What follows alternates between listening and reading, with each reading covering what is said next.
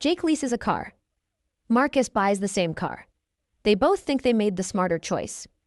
They're both wrong, because neither of them ran the actual numbers, and when you do, the gap is way bigger than either of them expected. Let's keep this fair. Jake and Marcus both earn $55,000 a year. They both want the same car, a $30,000 sedan. Same model, same trim, same color. They both walk into the same dealership on the same day. The only difference is what they sign. Jake signs a 36-month lease. $2,000 due at signing, $299 a month. The salesman tells him he's getting a great deal. Low monthly, brand new car, full warranty coverage, and in 3 years he can just hand the keys back and walk away. Simple, clean, no strings attached. At least, that's how it sounds. Marcus takes out a 60-month auto loan at 6% interest. His down payment is $3,000, and his monthly is $522. That's $223 more than Jake every single month. The salesman doesn't need to say anything. Marcus can feel that difference already. On day one, Jake's pockets are heavier, his payment is lighter, and he's driving off the lot feeling like he outsmarted the system. But there's something Jake doesn't realize yet. The structure of his deal is fundamentally different from Marcus's in a way that goes beyond monthly payments. Every dollar Marcus spends is buying him a piece of something. Every dollar Jake spends is renting a piece of something. And that distinction, over time, is worth tens of thousands of dollars. For 3 years, Jake is living the dream. Brand new car, that new car smell, full manufacturer warranty. Something goes wrong mechanically? Covered. Needs new brake pads under warranty? Covered. Air conditioning dies in July? Covered. Jake's only costs are his lease payment, insurance, and gas. That's it. No surprises, no anxiety, no large repair bills showing up out of nowhere. Marcus? Different story. He's paying $522 every month and watching his car lose value in real time. The moment he drove off the lot, his $30,000 car was worth around $27,000. By the end of year one, it's worth about $23,000. By year two, maybe $20,000. Meanwhile, his loan balance is still sitting at around $22,000. That means for the first 2 years, Marcus owes more than his car is worth. That's called being underwater, and psychologically, it feels terrible. Every payment feels like it's going into a hole. Jake sees this, everyone around Marcus sees this, and the verdict seems obvious. Jake made the smart call. Let's run the actual numbers through year 3. Jake has paid $2,000 down plus 36 months at $299. That's $12,764 total. Marcus has paid $3,000 down plus 36 months at $522. That's $21,792 total. Jake has spent $9,028 less than Marcus. On paper, Jake is winning by nearly 10 grand. That's not a small gap. But year 3 is where the story takes a turn. Jake's lease is up. He drives back to the dealership and has 3 options. Option 1, buy the car at its residual value, which is the predetermined price the dealer set at the start of the lease. For a $30,000 car after 3 years, that's usually around $16,000 to $18,000. Option 2, walk away, hand back the keys, owe nothing. Option 3, lease a brand new car and start the whole cycle again. Jake does what 80% of leasers do. He leases again. New car, new contract, another $2,000 at signing, another $299 a month, another 36 months. He's back to month 1. The odometer reads 0. The payment counter, that doesn't reset.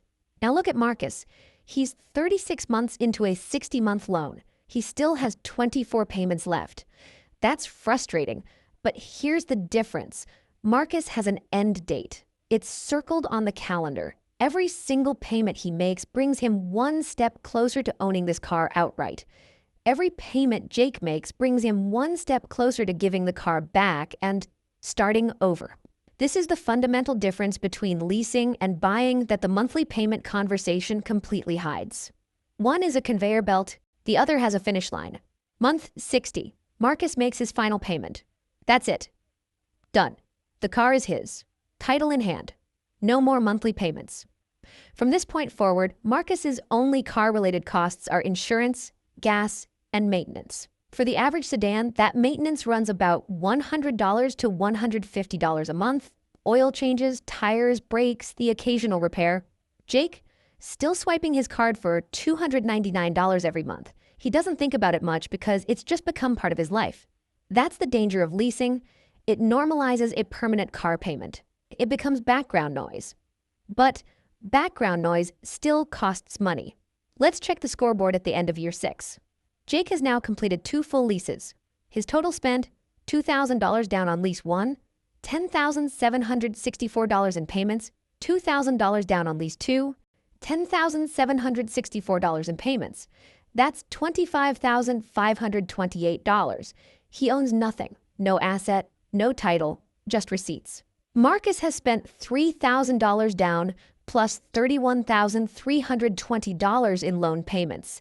That's $34,320 total on the loan.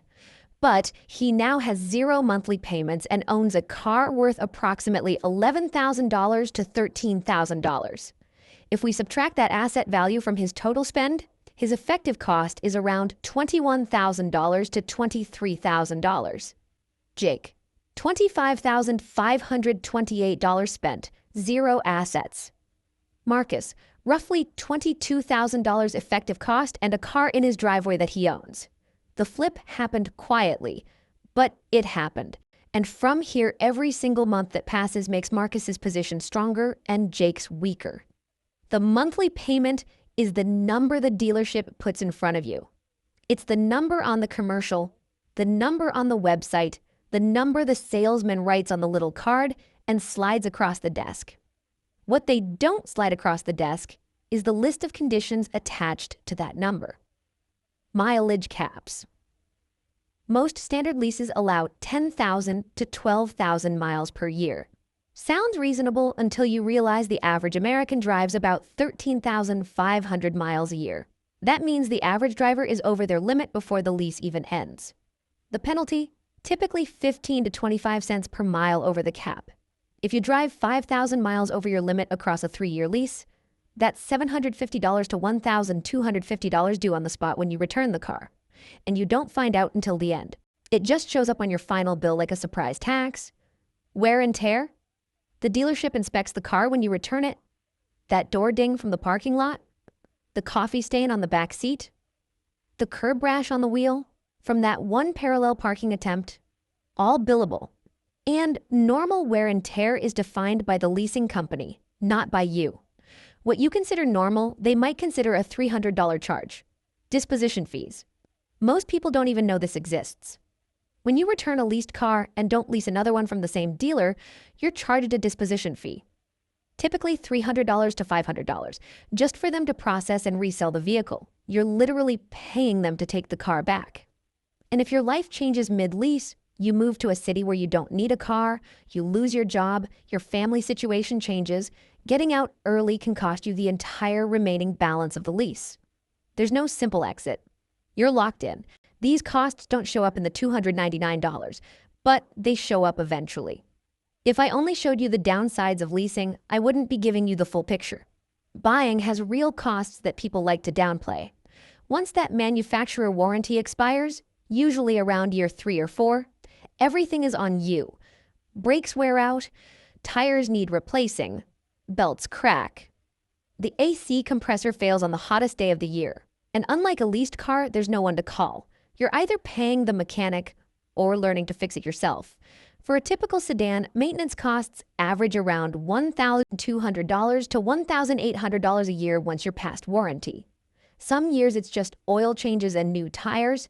Other years it's a $2,000 transmission repair that ruins your month.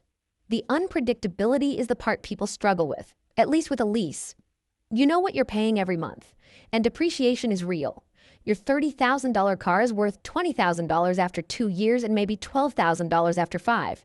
That value didn't go anywhere useful. It just evaporated. The difference is that depreciation slows down dramatically after the first few years.